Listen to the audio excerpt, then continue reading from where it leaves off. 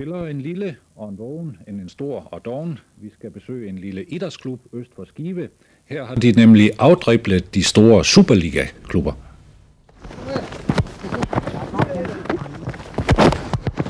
Træningsaften i Serie 3-klubben Ørslev Kloster, en af Danmarks mest kendte fodboldklubber.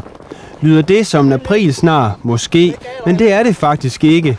50 millioner mennesker kan nemlig følge livets gang i Ørslev Kloster IF. Klubben fra landets 8. bedste række er gået på internettet.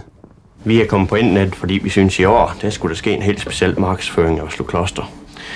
Og så var det, jeg sagde da lidt før jul og kiggede i tipsbladet. Så jeg, at Sunderland fra den engelske første division, som den første klub i verden, var kommet på internettet. Så synes jeg, det må også lige være noget i Ørslev Kloster, fordi der er en potentiel kundekreds på 50 millioner. Hvad er det så, man kan se på jeres webside? Ja, man kan se forskellige spændende ting og sager omkring Ørslev Kloster, blandt andet de nye trænere i klubben. Jeg kunne godt tænke mig at vide, hvordan det er for sådan en træner at komme til sådan en international klub. Kan jeg komme til at snakke med ham? Ja, vi kan da lige tage en snak med Benny Boy Hansen her.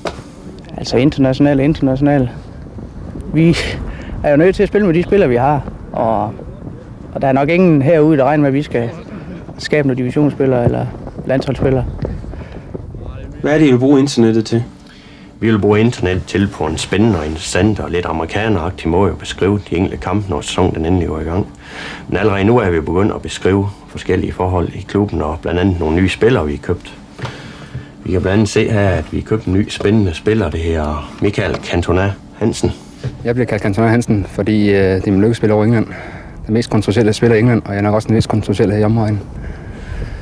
Tror du, han kommer til at kende dig nu, så, når du kommer på internet? Helt sikkert. Nu er vi på internet og ØK, og det er blevet med at være. Så det er ingen tvivl om. Han kommer til at læse mig, og jeg læser ham.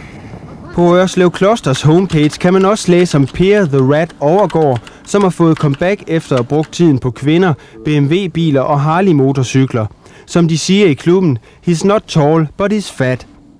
Når sæsonen går i gang, får vi også historien om Kjeld Fabulous Forsberg, Jimmy Redcard Brammer og Ryan Giggs Johannesen, der prøver at leve op til forbilledet i Manchester United. Kom kvalitet på, kom nu! Træneren har kun én bekymring. Når klubben nu er blevet internationalt kendt, vil andre hold i Serie 3 nok gøre alt for at slå Ørslev Kloster.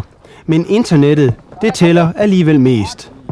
Det er spændende, at folk ude i den hvide verden kan følge med i, hvad der sker i vores lille klub. Skal I til at ud i den store verden og spille klubfodbold nu? Vi når det ikke i år, men måske næste år, hvem ved. Ja, ambitionerne er store i Ørslev Kloster. De åbner sæsonen den 8. april mod Vristed IF, og resultatet af den kamp kan man altså se på internettet.